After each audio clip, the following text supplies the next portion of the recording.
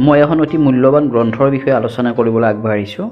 মই যিখন গ্ৰন্থ অধ্যয়ন কৰিছিলোঁ সেই গ্ৰন্থখনৰ লেখক ডক্টৰ ৰুবুল মাউত। বৰ্তমান ৱাশ্বিংটন বিশ্ববিদ্যালয়ৰ স্কুল অৱ মেডিচিনত গৱেষণাৰত ৰুবুল মাউতে শৈশৱ যৌৱনত দৰিদ্ৰতা আৰু নানান প্ৰতিবন্ধকতাৰ বিৰুদ্ধে অশেষ সংগ্ৰাম কৰিও এদিন আমেৰিকা যুক্তৰাষ্ট্ৰৰ বিশ্ববিদ্যালয়ৰ পৰা আধুনিক জীৱবিজ্ঞানৰ এক যুগান্তকাৰী আৱিষ্কাৰ জিন এডিটিঙৰ বিষয়ত গৱেষণা কৰি ডক্টৰেট ডিগ্ৰী লাভ কৰে।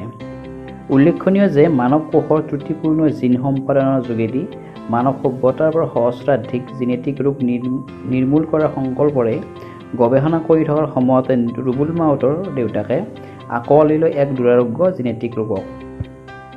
এইজন অসম সন্তান বিখ্যাত গৱেষকজনৰ গ্ৰন্থখনৰ নামটো হৈছে মোৰো এটা সপোন আছে।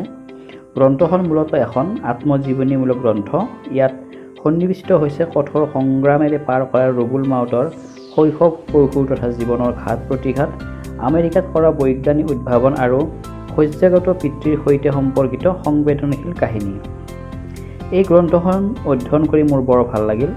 গ্ৰন্থখনৰ প্ৰতিটো পৃষ্ঠাই যেন মোক কৈ যায় সপোন দেখিবলৈ শিকা। গ্ৰন্থখনৰ পৰা কিবা এক বুজাব নোৱাৰা আমেজ পালোঁ। প্ৰতিটো পৃষ্ঠাৰ পৰা নজনা কথাৰ সম্ভেদ পালোঁ।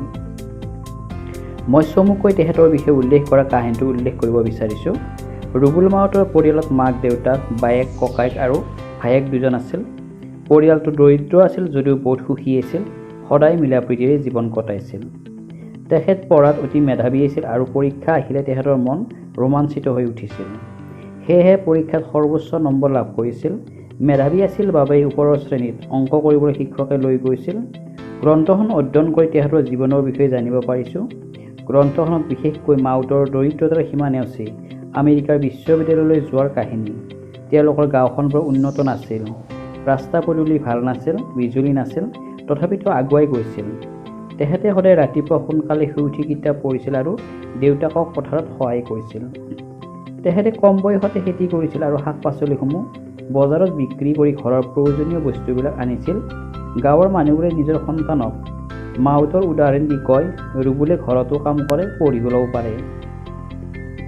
ৰুবুল মাউতৰ পৰীক্ষাৰ সময়ত দেউতাক চিন্তিত হৈ পৰিছিল, কিয়নো তেওঁলোকৰ জীৱনতো আছিল পথাৰৰ কোনো এডৰা মাটিত ফেটি থোৱা পানীৰ দৰে, ঠিক ঠেক পৰিসৰৰ দৰে।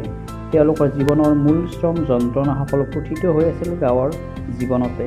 পৰিত্ৰাণৰ পথ নাছিল। পাৰ ভাঙি বন্দী পানীক নদীলৈ বোৱাই দিব পৰাটোৱে তেওঁলোকৰ পৰিত্ৰাণৰ একমাত্ৰ পথ আছিল।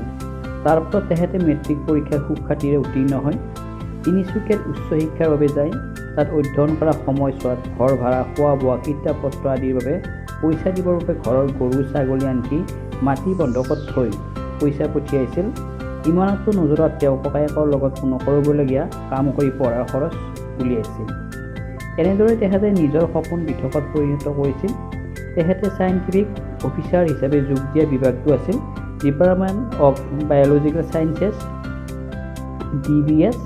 তেখেতৰ গৱেষণাৰ বিষয় মানৱ কোষৰ ত্ৰুটিপূৰ্ণ জিন সম্পাদনৰ যোগেদি মানৱ সভ্যতাৰ পৰা সহস্ৰাধিক জেনেটিক ৰোগ নিৰ্মূল কৰা।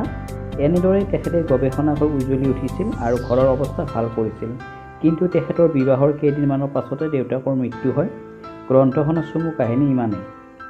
জীৱনত আমি ক'ৰ পৰা আহিছোঁ তাতকৈ ডাঙৰ কথা বৰ্তমান আমি কি কৰিছোঁ। উদ্যোগপতি বিল গেটছে কোৱাৰ দৰে দুখীয়া হৈ জন্ম লোৱাটো আমাৰ দোষ নহয়, কিন্তু দুখীয়া হৈ মৃত্যু হোৱাটোহে আমাৰ দোষ। গৱেষণাৰ বাবে যাবলৈ পোৱা সুযোগ আৰু শেষত পিতৃৰ অসুখ হৈ মৃত্যু হোৱা, সেই অসুখৰে নিৰাময়ৰ বাবে গৱেষণা কৰাৰ কথাৰে এখন সুখপাঠ্য গ্ৰন্থ মোৰো এটা সপোন আছে। নপঢ়াসকলে পঢ়ক, বিশেষকৈ ছাত্ৰ ছাত্ৰীৰ লগতে অভিভাৱকসকলে পঢ়িবলগীয়া এখন খুবেই উপযোগী কিতাপ। ডেছক্ৰিপশ্যনত এমাজনৰ লিংক দিয়া হৈছে, আপোনালোকে তাৰ পৰাও কিতাপখন সংগ্ৰহ কৰিব পাৰিব। ধন্যবাদ।